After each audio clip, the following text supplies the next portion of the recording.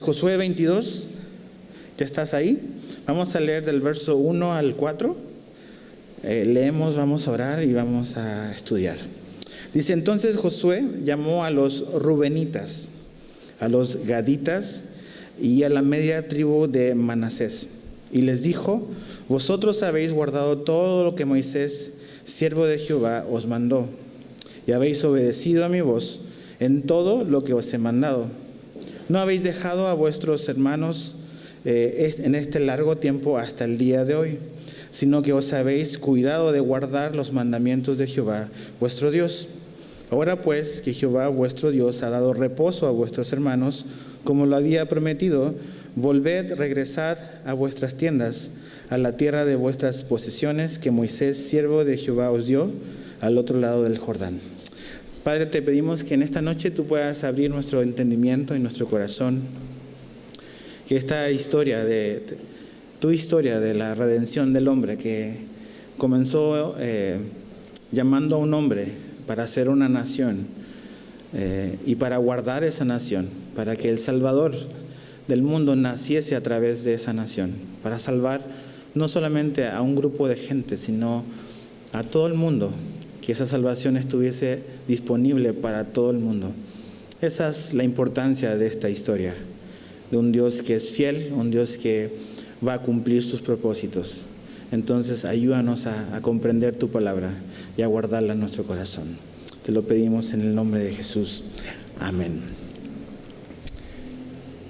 El capítulo 22 decidí verlo en una sola sesión, porque es un capítulo donde vemos algo bien importante que creo que tiene bastante relevancia en toda época.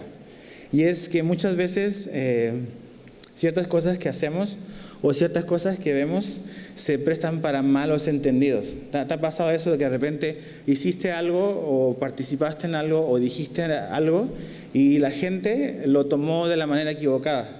Y algo que a lo mejor no era grave se transformó en una cosa así súper grave y hubo problemas y hubo diferencias. Y es básicamente eso lo que pasa en el capítulo 22. Vamos a ver cómo después de que todos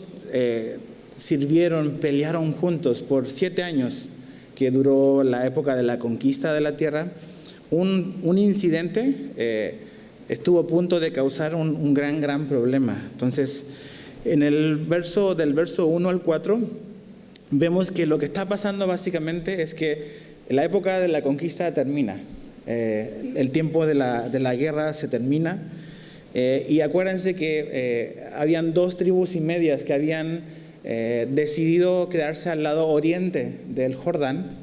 Entonces, ya que la guerra terminó y ya que la tierra fue repartida, Josué les dice: ok, muchachos, ustedes fueron obedientes a Moisés, fueron obedientes a lo que Dios les pidió y fueron obedientes a lo que yo les pedí. Es tiempo de regresar a casa, es tiempo de regresar. Esas tribus son la tribu de Rubén, la tribu de Gad y la media tribu de Manasés. Acuérdense que ellos se quedaron del lado oriental del Jordán. Entonces, han pasado 7 años. 7 años, es bastante tiempo.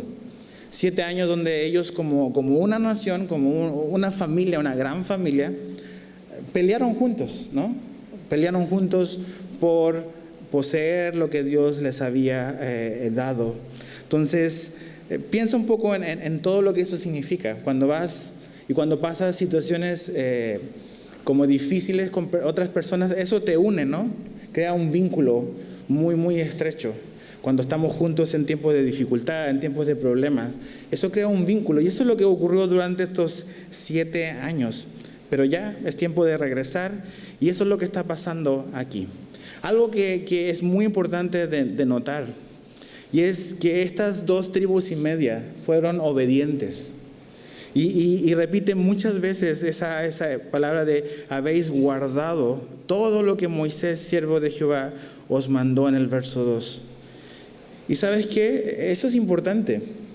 La obediencia. La obediencia es algo importante en nuestro caminar con Dios. No es que por ser obedientes, eso nos hace tener una relación con Dios. No es nuestra obediencia que nos abre el camino a Dios, porque si fuese eso, estaríamos como que hablando de un evangelio que es por obras, que por lo que yo hago, Dios me acepta. Sino que la obediencia no es una manera de llegar a Dios, sino que es una consecuencia de tener una relación con Dios. Cuando tú y yo tenemos una relación con Dios, nuestra vida va a ser una vida que camina en obediencia. Ahora, nuestra obediencia no es perfecta. Nos equivocamos, tropezamos, pero hay una constante en un creyente, que es él o ella desea y procura en su vida ser una persona que agrade a Dios, que demuestre su amor para con Dios, viviendo una vida en obediencia. Y esa es la manera en que damos fe de que somos creyentes, de que estamos obedeciendo y caminando en las cosas que Dios nos ha pedido.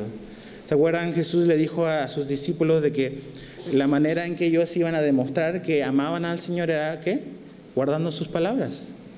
Esas son las palabras de Jesús. Si ustedes me aman, guarden mis mandamientos. Tiene mucho sentido común. No hay manera de poder demostrar un amor hacia una persona si yo no hago lo que a esa persona es importante. Entonces, estas 2 tribus y media caminaron y obedecieron todo lo que ellos habían comprometido desde hace 7 años atrás, de poder pelear con sus hermanos para conquistar y para ganar la tierra. Ahora era tiempo de regresar. Ahora fíjate el verso 5 al 6, aquí viene una palabra como de precaución para ellos.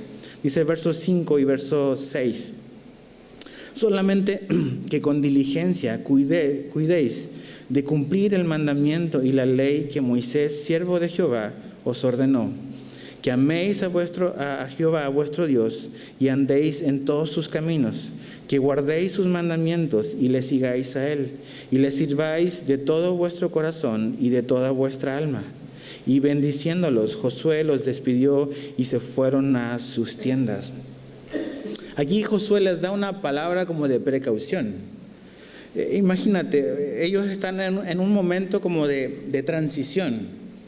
Por 7 años han estado acostumbrados y han estado viviendo en una situación que podríamos decir es incómoda. ¿Incómoda en qué sentido? En que ellos tuvieron que ir y conquistar y tomar posesión de lugares, pelear contra enemigos, luchar. Entonces era una situación donde realmente había batallas y había dificultades. Pero están pasando y están haciendo una transición hacia un momento donde hay mayor tranquilidad, donde hay pausa, donde no hay dificultad, donde de la incomodidad se está pasando a un momento bastante cómodo.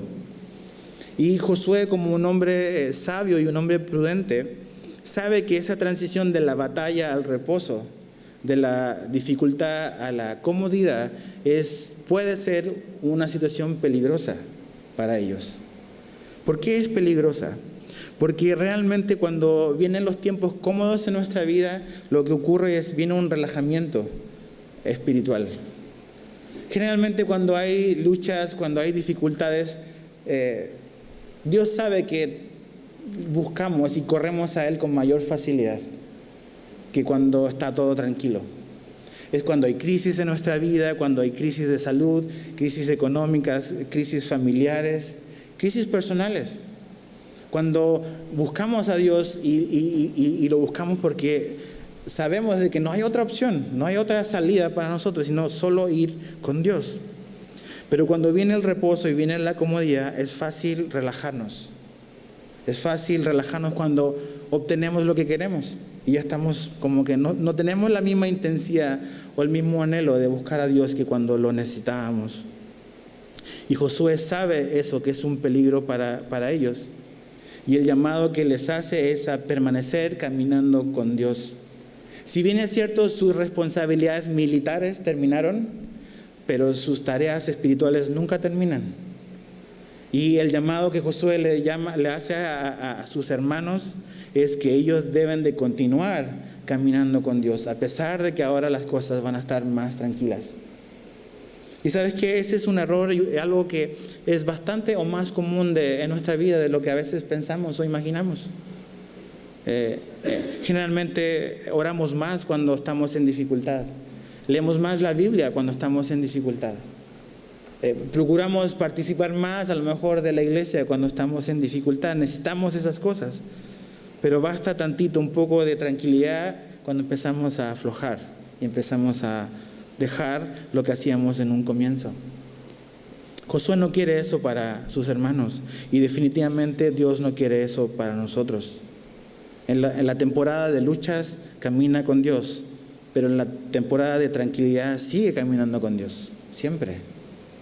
Ahora, hay 4 áreas que Josué hace como un énfasis en ellos.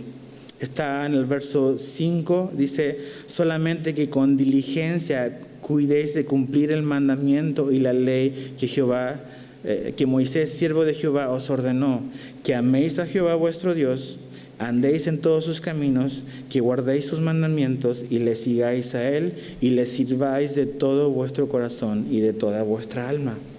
Hay 4 áreas en las cuales no solamente Josué quiere como que invitarlos a tener precaución, sino aquí hay un llamado a la acción.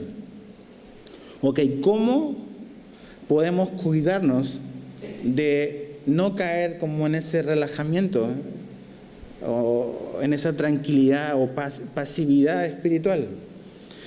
Lo primero que Josué les dice es que ellos deben de amar a Dios por sobre todas las cosas. ¿Sí se dan cuenta en eso? O sea, dice ahí en el verso 5, que améis a Jehová vuestro Dios. Nosotros todos podemos obedecer por obligación o obedecer por amor. Y a veces a regañadientes obedecemos porque no nos queda de otra. Pero aquí Josué le está diciendo a sus hermanos lo que Jesús nos dice en el Nuevo Testamento, que la razón por la cual obedecemos a Dios debe estar basada en el amor. Esa es la razón, esa es la motivación y la más grande motivación por la cual queremos obedecer a Dios, es porque le amamos. ¿Y por qué le amamos? Porque Él nos amó primero. Realmente Dios no tiene ninguna intención en que nuestra vida sea una vida de simplemente de estar haciendo lo que hacemos, tener o vivir haciendo las disciplinas espirituales que la Biblia nos anima, porque estamos obligados. Sino que siempre en el Antiguo Testamento ves que aquí lo más importante y lo primero que Josué pone en la lista es: Dios quiere que ustedes le amen con todo su corazón. Y eso no ha cambiado en lo absoluto hoy. Y cuando tú haces las cosas por amor, las cosas fluyen de una manera diferente a como cuando las haces por obligación. Generalmente cuando estás obligado, estás haciendo algo y te estás quejando, estás murmurando, estás rebelando, ¿no? Ay, ¿por qué? Así. Pero cuando amas y lo haces por amor, o sea, las cosas son bien diferentes. ¿Se acuerdan de Jacob? ¿Cuántos años trabajó por su esposa? 7. Después su suegro lo engaña y le da a la otra hermana y descubre en la noche de boda de que no era la mujer por la cual había trabajado 7 años. Dice que trabajó otros 7 años porque le parecieron poco, porque amaba a la mujer con la que se quería casar. 14 años se echó trabajando para su suegro, que era un pillo, pero le parecieron pocos porque amaba a la mujer. Y ese es el amor de un hombre hacia una mujer. Y el amor de nosotros hacia Dios debe ser superior a eso. Entonces, cuando amamos a Dios, todo lo demás fluye de una manera diferente. Y esa es la primera área o el llamado a acción que Josué le dice a sus hermanos. Lo segundo es: anden en los caminos de Dios. Andar en los caminos de Dios significa tener comunión con Dios. Cuando tú andas con alguien es porque estás de acuerdo con esa persona. Y cuando estás de acuerdo, pues puedes caminar juntos el tiempo que sea. No puedes andar, es imposible caminar con alguien con el cual no estás de acuerdo. Amós 3:3 dice eso: ¿andarán 2 juntos si no estuvieran de acuerdo? No se puede. Entonces, cuando aquí Josué dice anden en los caminos de Dios, Josué está diciendo: hermanos, necesitamos caminar y mantener nuestra comunión con Dios todos los días de nuestra vida. Si caminamos con Él y vimos la mano de Dios en las batallas, necesitamos caminar con Dios ahora, que la cosa va a estar más tranquila. Comunión con Dios. Dios quiere tener comunión con nosotros. Una relación basada en el amor. Pero lo tercero es obediencia. Porque Josué le dice, ustedes van a guardar los mandamientos de Dios y van a seguir a Dios. Guardar sus mandamientos, lo que decía hace un rato. Es la manera en que demostramos de que efectivamente amamos a Dios. Hacemos lo que Él nos pide. Sus mandamientos no son gravosos. Su voluntad no es difícil de hacer. Su yugo es fácil, su carga es ligera, dijo Jesús.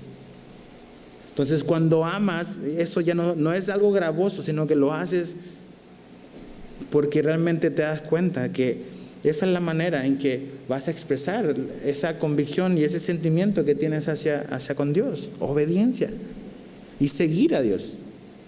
O sea, significa que Dios quiere dirigirnos. Dios quiere dirigir tu vida, quiere dirigir mi vida. Ahora, ¿cómo yo voy a poder ser dirigido si no conozco la voluntad de Dios? ¿No? Es imposible. O sea, Dios no va a aparecer en una nubecita. Dios no dejó la Biblia. Y aquí está la voluntad de Dios. Entonces, si yo quiero conocer la voluntad de Dios y yo quiero ser dirigido por Dios, necesito conocer este libro.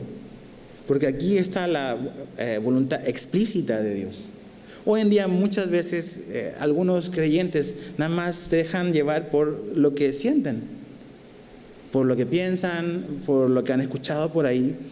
Pero realmente la mente de Cristo, como dice Pablo, está en este libro.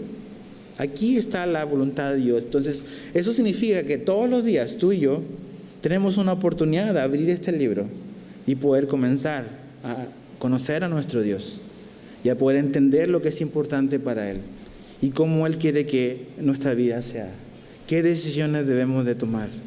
Eso es obediencia. Y lo tercero es servicio. Josué los llama a la acción ¿en qué? En servir a Dios. Deben de servir a Dios. Y cuando servimos a Dios experimentamos un gran gozo.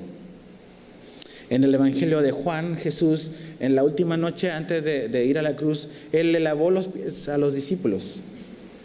Y dice Jesús al final que si sus discípulos hacían esas cosas, ellos iban a ser bienaventurados.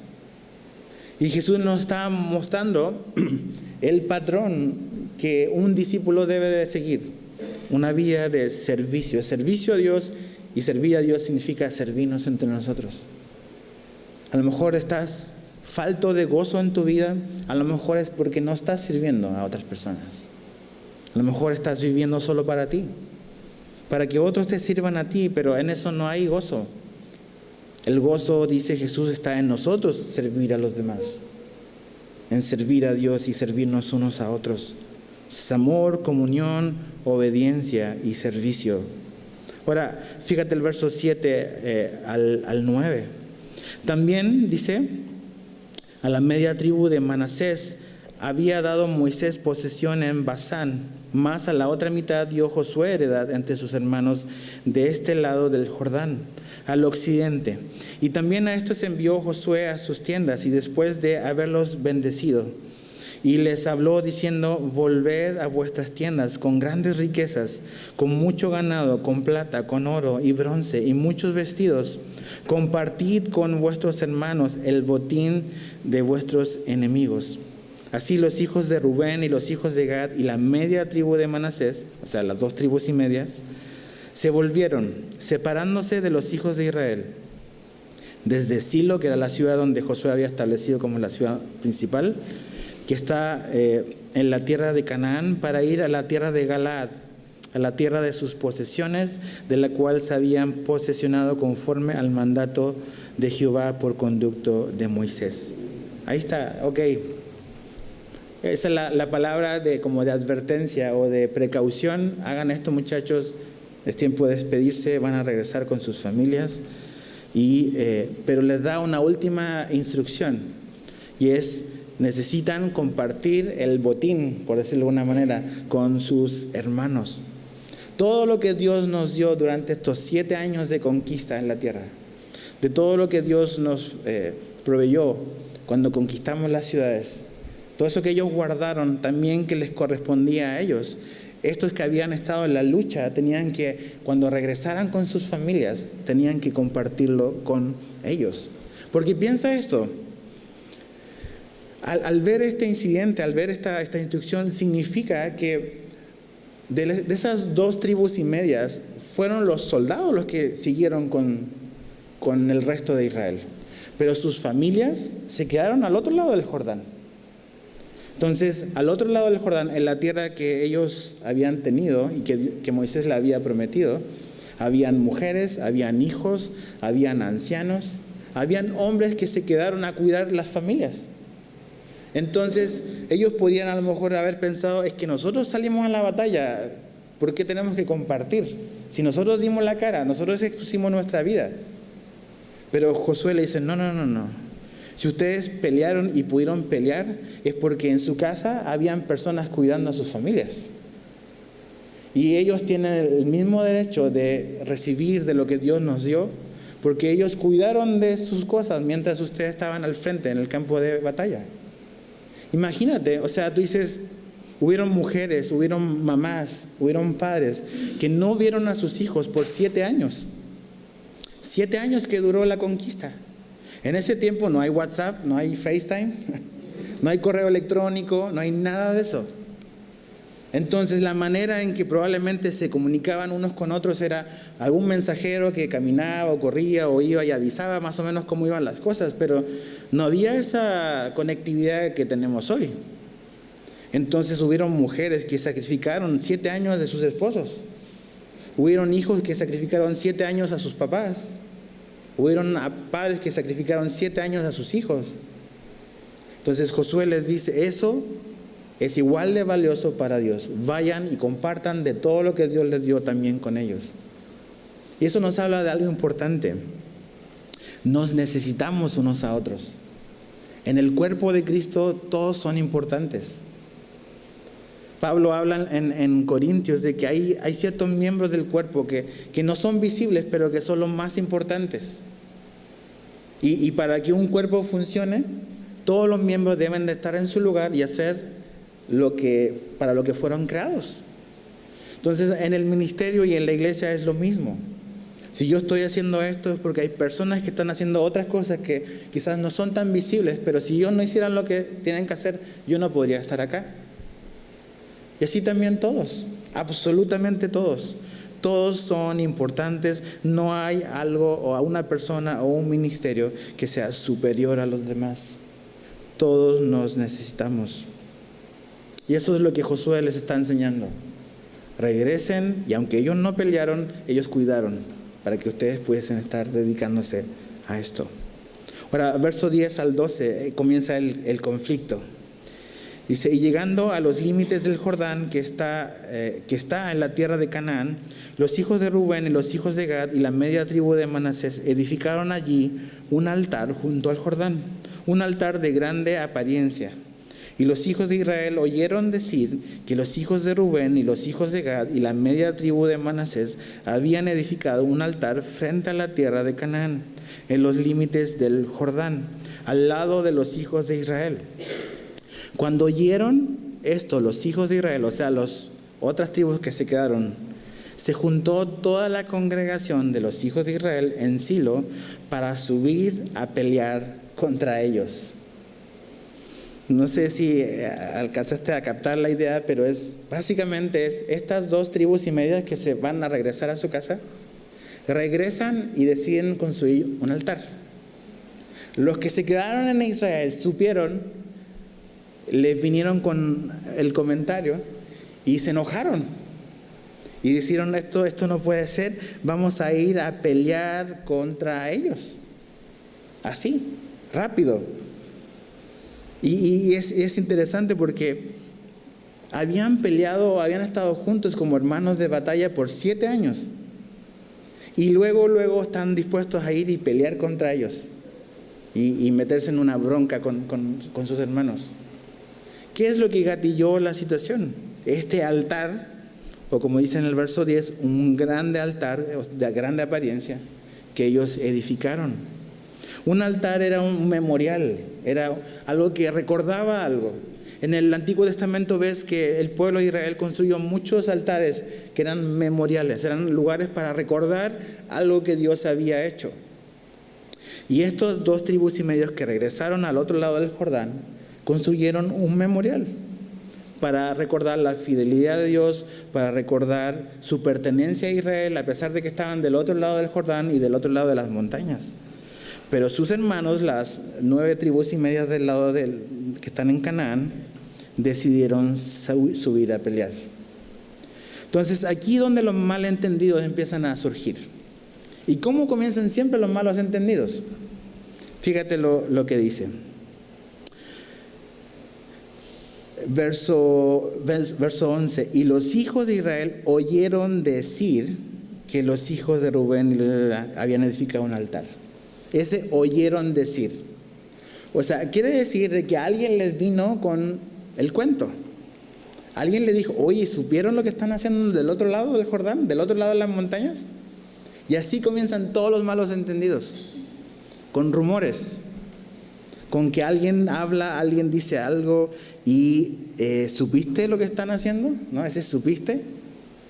Y así comienzan los conflictos. En las familias, en los matrimonios, en las iglesias, en todo lugar. Porque alguien dice, empieza a querer contarte algo que no le consta, que no ha visto, nada más que le dijeron. Así comienzan los malos entendidos. ¿Cuál es el hecho concreto? ¿Qué es lo que está ocurriendo? ¿Qué es lo que sí hicieron? Lo que sí hicieron fue construyeron un altar. Probablemente y obviamente no fue lo más sabio, pero ese es el hecho concreto. ¿Cuál fue la suposición? ¿Qué es lo que las 9 tribus y medias del lado del este supusieron? Están en idolatría, están abandonando a Dios. Y como algo que es un hecho concreto, uno lo puede interpretar de la manera equivocada.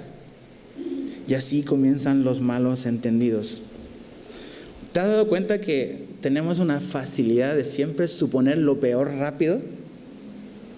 O sea, nuestro índice de juzgar equivocadamente es muy alto. Tenemos la tendencia a cuando juzgamos a equivocarnos. Y nuestro porcentaje de errar es bastante alto siempre. ¿Por qué? Porque somos muy prontos a juzgar cosas. Y aquí vemos precisamente eso, el peligro de juzgar mal. Ellos están interpretando o viendo algo que les contaron y luego están tomando una decisión y juzgando motivaciones y juzgando el corazón. Y cuando tú ves en la Biblia nos dice que nosotros no podemos juzgar ni las motivaciones ni los corazones de los demás. Ahora, ojo, la Biblia sí nos dice que nosotros podemos y debemos, de hecho, juzgar los frutos, juzgar las enseñanzas, juzgar situaciones. La Biblia dice que por los frutos los conoceremos. Entonces, cuando tú quieres saber qué tipo de frutos, algún tipo de juicio estás emitiendo, estás examinando algo. Entonces la Biblia sí nos dice que debemos de juzgar frutos, enseñanzas, acciones, personas, situaciones. Pero lo que la Biblia nos prohíbe es juzgar motivaciones e intenciones y el corazón. Y eso es lo que ellos están haciendo. A la luz de un hecho concreto, ellos están juzgando las intenciones del corazón de sus hermanos al otro lado del Jordán. Ahora, ¿qué es lo que hay que hacer? ¿Qué es lo que ellos tendrían que haber hecho? Es ir a la fuente, hablar las cosas. Pero ellos toman una determinación luego bastante radical. Pero es mejor siempre ir a la fuente y preguntar. Nos evitaríamos muchos problemas si hiciéramos eso. A veces hay familias, hay hermanos en las iglesias que no se hablan porque ellos supusieron algo que habían visto y lo malinterpretaron. O alguien no te saludó en la iglesia y empieza tu mente rápido a volar. No me saludó por esto, seguro es por esto y seguro aquí, allá. Y empezamos así a una bola de nieve. Y nada más interpretamos un hecho de que a lo mejor no te saludó porque ni te dio o porque estaba hablando con otra persona, pero tú en tu mente empezaste a volar rápido y ya juzgaste a la persona, la motivación, la intención del corazón. Y así se causan las divisiones. ¿Sabes qué? Tenemos que tener mucho cuidado cuando alguien viene a hablarnos y a decirnos algo de otra persona. Lo que tienes que hacer es cortar eso de raíz. Si tú oyes y participas en eso, estás participando en el chisme y en la murmuración, y eso es pecado. Muchas veces cuando alguien viene y me dice algo, yo le digo, ¿te consta? ¿Lo viste tú? No, no lo vi, me lo contaron. Ok, ¿quién te lo contó? No, no te puedo decir. No, entonces, ¿cómo te ayudo, mijo? O sea, no es secreto, ¿no? Entonces, ¿por qué es secreto? ¿Qué secreto de qué? Y así se arman las divisiones, los chismes, las murmuraciones. ¿Se acuerdan que el domingo hablamos un poco de eso? Lo mencioné rápido. Jesús, cuando llama a sus testigos que dan fe de Él, está siguiendo un protocolo rabínico, que es, la Biblia dice, no puedes juzgar a alguien si no hay mínimo 2 testigos. Entonces, cada vez que alguien venga y te diga, ¿sabes qué? Creo que por ahí me dijeron, me contaron esto, ten cuidado a qué estás prestando atención. Ahora, fíjate el verso 13 al 14. Y enviaron los hijos de Israel a los hijos de Rubén y a los hijos de Gad y a la media tribu de Manasés en tierra de Galaad, a Fines, hijo del sacerdote Eleazar, y a 10 príncipes con él, un príncipe por cada casa paterna de todas las tribus de Israel, cada uno de los cuales era jefe de la casa de sus padres entre los millares. Entonces, ¿qué es lo que arman? Una delegación, podríamos decir, como una comitiva, donde hay 10 jefes de tribus y básicamente van a cargo o van encabezados por un hombre que se llama Fines.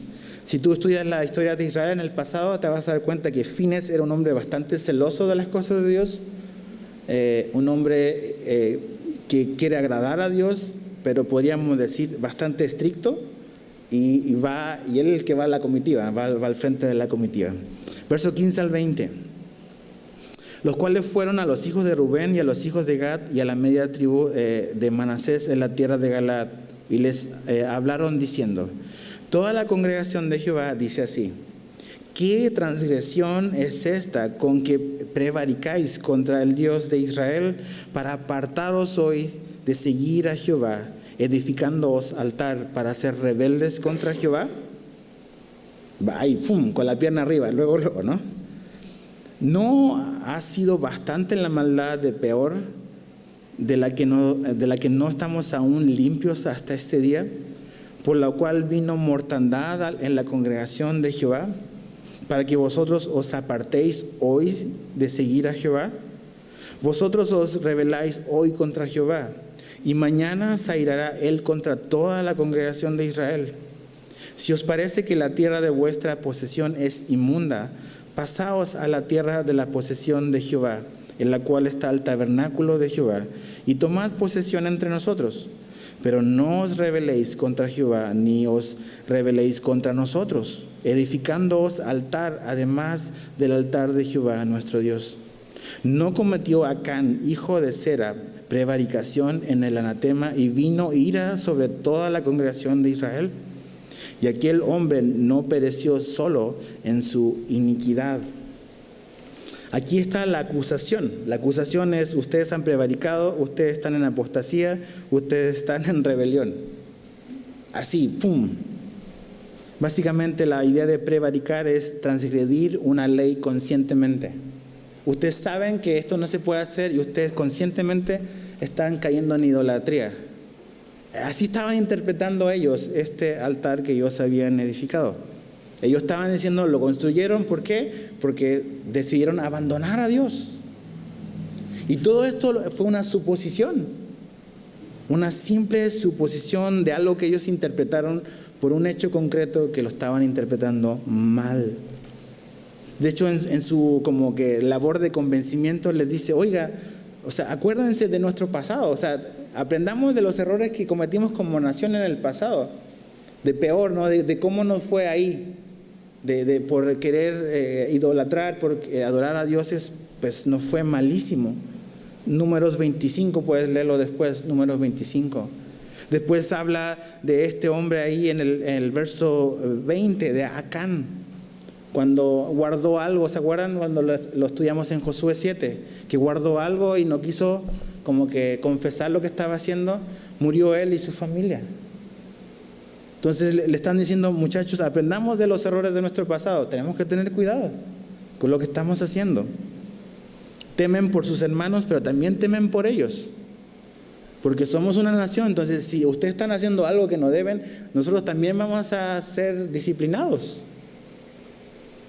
Pero están como, podríamos decir, tienen un celo por las cosas de Dios, pero están equivocados. Porque fíjate lo que ellos dicen en el verso 21 al 23.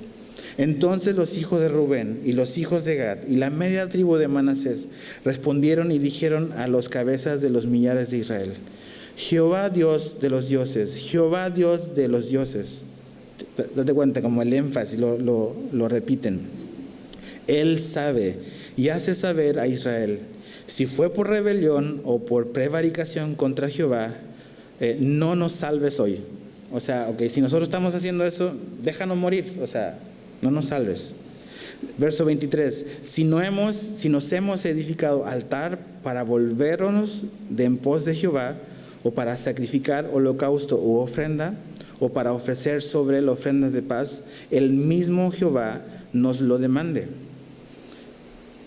Verso 24, lo hicimos más bien por temor de que mañana vuestros hijos digan a nuestros hijos: ¿qué tenéis vosotros con Jehová, Dios de Israel? Ahí está la razón. Ellos dicen: mira, si realmente nosotros estamos haciendo algo indebido, que Dios nos discipline. Si ustedes pensaron eso, eso es lo que vamos a recibir, la disciplina de Dios. Pero ellos dicen: pero no hicimos lo que hicimos por lo que ustedes están pensando. No construimos este altar para caer en idolatría, para adorar ahí, lo hicimos porque era un memorial, era un recordatorio. Lo hicimos para que sea un recordatorio. Y dice que lo hicieron en el verso 24 por temor de que mañana vuestros hijos digan a nuestros hijos: ¿qué tenéis vosotros con Jehová, Dios de Israel? Ellos construyeron en eso para que si algún momento los del otro lado dijeran: ustedes no son familia, ustedes no son de Israel, ellos al ver ese memorial pudiesen decir: entonces, ¿cómo tenemos esto acá? De hecho, más abajo vamos a ver que el memorial que ellos hicieron era una réplica de lo que estaba en Israel. Entonces era una manera en que ellos estaban protegiendo a su descendencia, de que si pasaban los años y venían otras generaciones, esas otras generaciones no permitieran a los dos tribus y media venir y adorar a Dios. Ellos hubiesen dicho: no, es que mira, nosotros tenemos una réplica de lo que hay del lado de ustedes, entonces somos familia, déjennos ir a adorar a Dios. Pero hicieron todo esto por temor. No es bueno hacer las cosas por temor, ¿no? Nunca es bueno tomar decisiones por miedo, por temor. Aquí hay una consecuencia de no tomar una sabia decisión simplemente porque están actuando por temor. Pero fíjate el verso 25, dice: Jehová ha puesto por lindero el Jordán entre nosotros y vosotros. Dice: oh hijos de Rubén, hijos de Gad, no tenéis vosotros parte en Jehová, y así vuestros hijos harán que nuestros hijos dejen de temer a Jehová. Por esto dijimos: edifiquemos ahora un altar, no para holocausto, no para hacer sacrificio. ¿Te das cuenta? No iban a ir a adorar ahí a ese holocausto, no era para adorar. Fíjate, dice: por esto, sino que para que sea un testimonio, verso 27, entre nosotros y vosotros, y entre los que vendrán después de nosotros, de que podemos hacer el servicio de Jehová delante de él con nuestros holocaustos, con nuestros sacrificios y con nuestras ofrendas de paz. Y no digan mañana vuestros hijos a los nuestros: vosotros no tenéis parte en Jehová. Nosotros pues dijimos: si aconteciere que tal digan a nosotros o a nuestras generaciones en lo porvenir, entonces responderemos: mirad el símil del altar de Jehová, el cual hicieron nuestros padres, no para holocaustos o sacrificios, sino para que fuese testimonio entre nosotros y vosotros. Nunca tal acontezca que nos rebelemos contra Jehová, o que nos apartemos hoy de seguir a Jehová, edificando altar para holocaustos, para ofrenda o para sacrificios, además del altar de Jehová nuestro Dios que está delante de su tabernáculo. Entonces ellos le dicen: nosotros hicimos nada más como un símil, como una copia. como una especie de certificado de nacimiento, que si alguien viene y te dice, oye, pero si tú no eres de la familia, no, aquí está mi certificado, yo también soy familia. Entonces ellos en un futuro, si ellos lo desconocían, iban a poder ir al otro lado del Jordán y ver y darse cuenta que el altar que ellos habían construido era exactamente igual al que estaba al otro lado. Iban a decir, ¿cómo es posible que algo esté así aquí? Entonces somos familia. Ellos están protegiendo las generaciones futuras. Y ¿sabes qué? Es muy interesante porque algo así pasó en la historia reciente de Israel. Hace un par de años tuve la oportunidad de viajar a Israel. Y una de las cosas que me sorprendió cuando caminábamos por ahí es que vimos a gente morenita, a gente negrita. Y me decían, ellos también son judíos. Yo les decía, ¿pero cómo van a ser judíos? Parecen africanos. Y me dice, son etíopes. Entonces, dice, ¿cómo? Entonces, ¿cómo es la cosa? ¿Son etíopes o son judíos? No, son judíos etíopes. Entonces nos contaron de que ellos descubrieron en Etiopía esta como especie de tribu o de gente que seguían exactamente todas las tradiciones judías, siendo africanos. Y cuando la nación de Israel se formó en el año 48, ellos quisieron regresar o ir a Israel. Y el gobierno de Israel por muchos años le decían, no, ustedes no son judíos, no pueden regresar acá. Entonces ellos fueron a investigar a donde vivían estos etíopes y se dieron cuenta de algo similar a esto. Oye, ellos están haciendo lo mismo que hacían nuestros antepasados. Están guardando las cosas de la ley, están siguiendo así. Y por eso ellos fueron validados como judíos.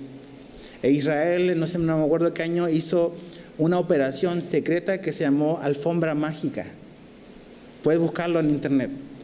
Y lo que hicieron en un fin de semana, se trajeron como 40,000 judíos etíopes de Etiopía, los sacaron a escondidas. A los aviones, a los jumbos grandotes, le quitaron todos los asientos y los llenaron de etíopes judíos y los trajeron de vuelta a su tierra. ¿Y cómo supieron que eran judíos? Por algo similar a esto. Porque no, ustedes no son, lo mismo que podía pasar ahora, ustedes no son de nuestra familia. No, ¿cómo que no? Vengan a vernos. Mira lo que hacemos de décadas, de siglos. Entonces estos hombres están actuando por temor porque ellos no quieren que a sus hijos en las próximas generaciones les impidan ir a adorar a Dios. Entonces lo que ellos pensaban que era apostasía, realmente no lo era. Ellos supusieron algo, interpretaron un hecho concreto mal. Y eso nos pasa muchas veces. A veces juzgamos cruelmente a alguien, a un hermano. Y decimos, no, seguro está haciendo esto, hizo esto por esto y lo otro. Y juzgamos sus motivaciones y nos dividimos y nos peleamos y no nos reconciliamos. Entonces, necesitamos tener cuidado. Porque la iglesia es el cuerpo de Cristo y Dios, la unidad es algo tan importante para Jesús. La unidad de su gente, de su familia. Ahora fíjate el verso 30 al 34. Dice, oyendo Fines, el encargado de la comitiva, ¿no? El sacerdote y los príncipes de la congregación y los jefes de los millares de Israel, que con él estaban, las palabras que hablaron los hijos de Rubén y los hijos de Gad y los hijos de Manasés, les pareció bien todo ello. Y dijo Fines, hijo del sacerdote Eleazar, a los hijos de Rubén, a los hijos de Gad y a los hijos de Manasés, hoy hemos entendido que Jehová está entre nosotros, pues no habéis intentado esta traición contra Jehová. Ahora habéis librado a los hijos de Israel de la mano de Jehová. Y Fines, hijo del sacerdote Eleazar, y los príncipes dejaron a los hijos de Rubén y a los hijos de Gad y regresaron a la tierra de Galaad, a la tierra de Canaán, a los hijos de Israel, de los cuales dieron la respuesta. Y el asunto pareció bien a los hijos de Israel, y bendijeron a Dios los hijos de Israel, y no hablaron más de subir contra ellos en guerra, para destruir la tierra que habitaban los hijos de Rubén y los hijos de Gad. Chécate, iban a destruir así. ¿Cómo puedes causar daño por un malentendido, ¿no? Por preguntar después de dañar. Y los hijos de Rubén y los hijos de Gad pusieron por nombre al altar Ed, porque testimonio es entre nosotros que Jehová es Dios. Algo que me brinca y me llama la atención es que no le pidieron disculpas. No dice, perdón hermano, me equivoqué. Eso debemos hacer cuando nos equivocamos. Pedir perdón. Nosotros a veces nos contentamos con pedirle perdón a Dios. Pero una restauración también ocurre cuando le pedimos perdón al ofendido. Eso es algo que debemos hacer. Entonces, oyeron las explicaciones y las explicaciones fueron aceptadas. ¿Qué nos deja esto como enseñanza para nosotros hoy? Número 1, creo que algo bueno de los que se equivocaron, para no ser tan drásticos con ellos, es que mostraron un celo por las cosas de Dios. De hecho, uno de los problemas recurrentes en la historia de Israel precisamente fue eso, la idolatría. Y Dios, en reiteradas veces en su historia, Dios los mandó a una deportación y al cautiverio en países extranjeros, precisamente porque fueron idólatras. O sea, la idolatría es algo serio para Dios. Y de hecho, con la última deportación en Babilonia, los judíos quedaron curados ya de eso. Como que aprendieron la lección de la idolatría. Pero estos hombres, para ser generosos con ellos, tuvieron celo para las cosas de Dios. Estaban equivocados un poco, o bastante. Número 2, es incorrecto juzgar corazones y motivos. No lo hagamos, no lo hagas. No corramos a emitir un juicio cuando no tenemos todos los componentes en nuestra mano. A veces, sí, yo sé, soy muy espiritual, lo tengo todo claro. Ya. Seamos cuidadosos. No juzguemos rápidamente motivos y corazones. Número 3, no suponer cosas sin tener toda la información. Si no tienes toda la información, mejor no digas nada. Nos evitamos meternos en problemas, nos evitamos lastimar a otros, nos evitamos darle lugar a lo mejor a personas que nada más quieren andar sembrando división entre las personas. Si no tienes todas las cosas y toda la información, no supongas nada. Número 4, siempre es importante escuchar ambas versiones. Cuando alguien viene y te dice algo y te dice no y te cuenta su lado de la historia, siempre tienes que recordar que hay dos lados de las versiones. Y siempre tú y yo, todos, por igual, contamos la versión que más nos favorece y que más nos conviene. Todo lo que nos compromete lo omitimos. Entonces, cuando alguien viene y te dice algo, escucha. Pero también tienes que escuchar el otro lado de la historia, porque es importante.